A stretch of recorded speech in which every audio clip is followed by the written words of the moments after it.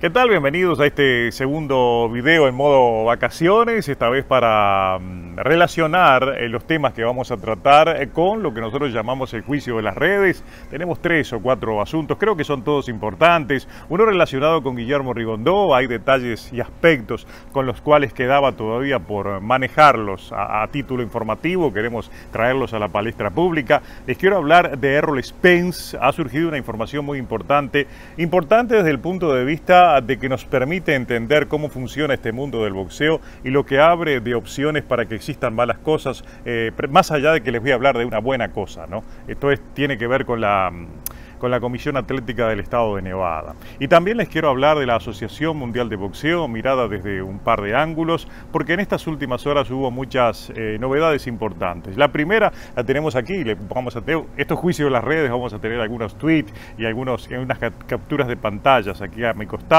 en este caso de mi colega Chava Rodríguez, de que informa de que esa próxima pelea entre un interino y un regular de la Asociación Mundial de Boxeo, que son Roger Gutiérrez y Chris Colbert en las 130 libras, va a permitir empezar con eso, o continuar con eso, con esa intención, con esa política de reducción de títulos que pretende encarar la Asociación Mundial de Boxeo. Creo que van en la dirección correcta, empezando a reducir. Creo también de que más allá de que empiecen a reducir los títulos interinos, en algún momento van a tener que dejar bien en claro para la AMB cuál es su verdadero título.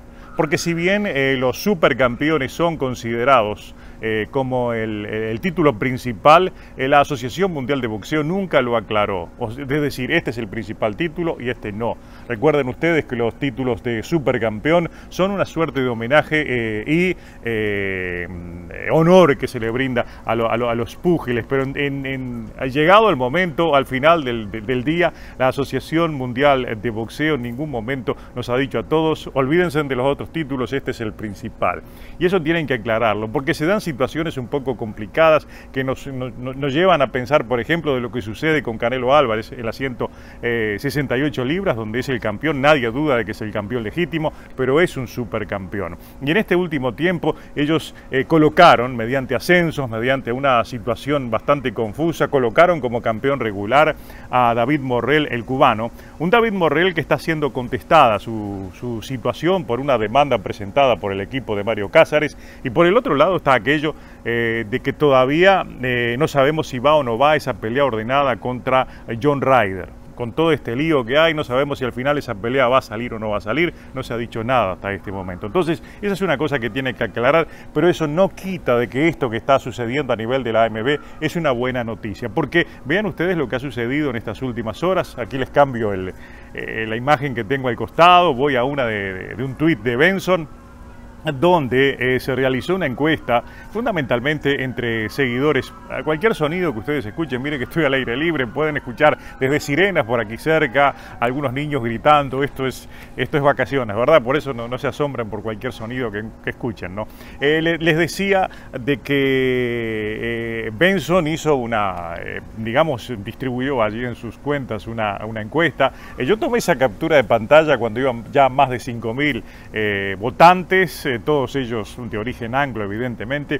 Y vean qué curiosidad, ¿no? Porque en esa encuesta se dice: si te pudieras deshacer de alguno de los organismos, ¿por cuál votarías? ¿No? Claro, más del 50% para la Asociación Mundial de Boxeo. Y vean qué curioso. Después viene las demás, ¿no? La OMB, viene la FIB, y la que tiene la mejor consideración es el Consejo Mundial de Boxeo, desde la mirada de los aficionados en inglés. Obviamente, para los latinos, si le ponen el CMB, creo que cambiarían las cosas. Y esto es un poco la falta de información que existe, la confusión que hay con los organismos, porque después de la AMB todos sabemos que los grandes problemas que existen con los títulos son los del Consejo Mundial de Boxeo, empezando por ese verdadero mamarracho del cinturón franquicia. Pero en definitiva hay una visión que está muy distorsionada desde los aficionados de un lado a los del otro, en el sentido de que los que estamos por aquí, esto lo comenté precisamente en estos últimos días, en una de mis charlas, que a veces participo en programas de blogueros y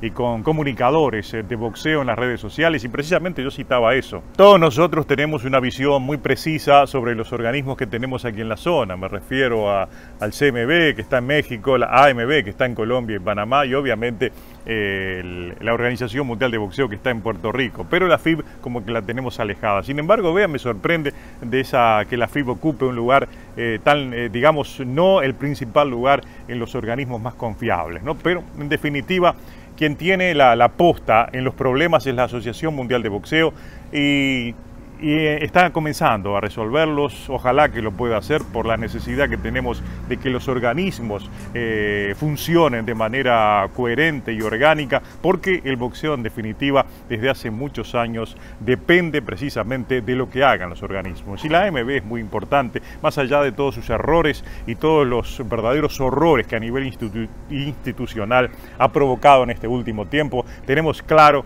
de que esto que comienzan a hacer es un buen indicio de que las cosas se podrían resolver. Al menos van a empezar a quitar los títulos interinos, y ojalá que también hagan lo mismo con los títulos Gold y empiecen a ver qué hacen después entre regular y supercampeón. Esto en cuanto a la Asociación Mundial de Boxeo. Y ya en el caso de Guillermo Rigondó y John Riel Casimero, ha sido discusión permanente en estas últimas horas, se ha mantenido el tema vigente, ha sido tendencia también y no es para menos, porque infelizmente se han ido sumando otras informaciones que han alimentado la hoguera del desagrado y del enfado de la gran masa de aficionados que no les gustó nadita el tipo de pelea que vieron, en una pelea que además había despertado tanta expectativa. Y esto es la prueba palpable, ¿no? CompuBox dio a conocer los números que fueron lapidarios, apenas 91, ¿no? Los golpes unificados de cada uno lanzados. Es triste, ¿no?, ver esa cantidad de golpes en una pelea de boxeo que había despertado tanta pasión. Entonces, en ese caso, es obvio de que los números hablan por sí mismos de lo que ha significado esta pelea. Y en estas últimas horas, de todos los mensajes que he recibido, hay uno que me ha llamado poderosamente la atención y que tiene mucho que ver con esto, ¿no? Y me refiero a este donde me preguntan si por rehura y golpes se puede existir alguna manera de castigar a un púgil, ¿no?, si los jueces pueden actuar.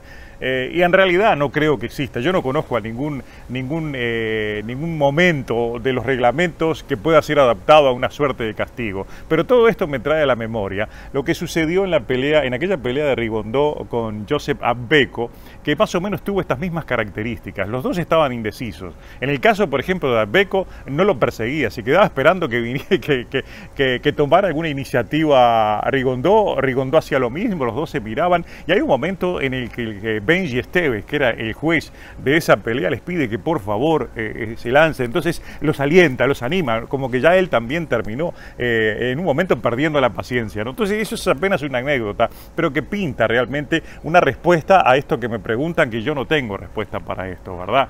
Porque es algo que es poco usual, es inusual que suceda, de que un púgil lance apenas 40 y pocos golpes y que prácticamente rehuya la pelea. Entonces, en ese caso, yo creo que debería existir algún tipo de mecanismo, como hay en el tráfico, por ejemplo, en las autopistas aquí en Estados Unidos, donde tú tienes un límite hacia abajo y hacia arriba.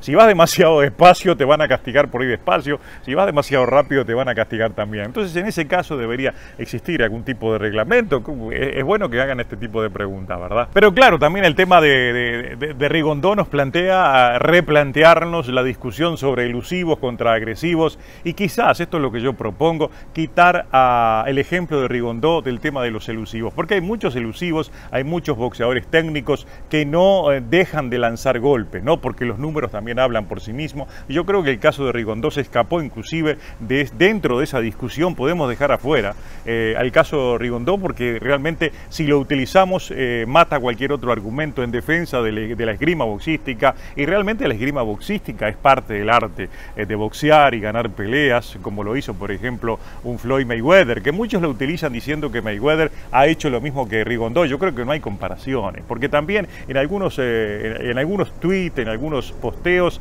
algunos alegan de que hay un poco de racismo contra Rigondó, de que si fuera americano. Entonces traen a la discusión a Floyd Mayweather, y yo creo que no hay comparaciones, ¿no? Mayweather, como sea, trataba dentro de lo suyo de dar un cierto espectáculo y lograba utilizar una esgrima que no llegaba al extremo de Rigondeaux, pero esto también es parte de la discusión. Pero dejemos por aquí el tema Rigondeaux, vámonos ahora por último al tema Spence. Aquí tengo también una captura de pantalla de una información importante de estas últimas horas, donde supimos de que en el caso de Errol Spence, que muchos, inclusive el propio Bernard Hopkins, dejó la suspicacia, la sospecha de que esa lesión era inventada de Errol Spence. Quizás para eso se conoció esta noticia, para aclarar cualquier duda y cualquier sospecha de que efectivamente la Comisión de Nevada es un examen obligatorio en la vista de los púgiles, y se descubrió un desgarro en la retina que obligó que fuera inmediatamente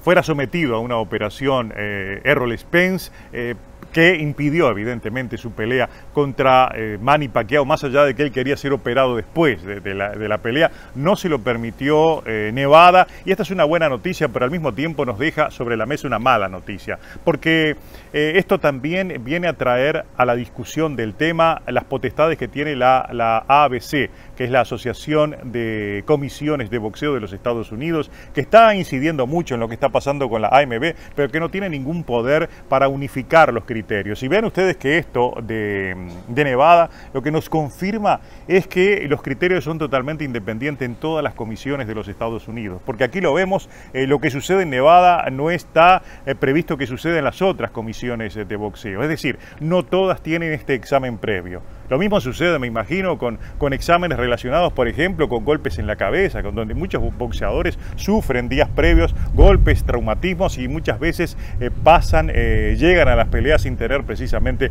algún tipo de control previo. No sabemos si sucede en todas las comisiones, pero esto es lo que nos da la muestra de que la independencia de criterio de cada una de las comisiones puede facilitarle la tarea a los boxeadores que violan las reglas. Por ejemplo, esto es lo que establece de que hay comisiones, por ejemplo, que tienen un control de los vendajes, que tienen un control antidoping que quizás no tienen otras comisiones de boxeo. Quizás Nevada no tiene lo mismo que Texas, ni Texas tiene lo mismo que California. Esto es lo que nos indica lo que sucedió con Errol Spence, porque desde el momento que se asume de que hay exámenes tan importantes como este en la retina de un boxeador que le impide una pelea en Nevada, que no pueda quizás ese mismo examen existir como una obligación en Texas o California o Minnesota, nos dice hasta qué punto está tan desorganizado, desordenado y haciendo agua por muchos lados el boxeo profesional aquí en los Estados Unidos, donde se supone que hay una ley Muhammad Ali, donde se supone que hay leyes federales que protegen a los luchadores. En este caso, creo que esto es una muy buena enseñanza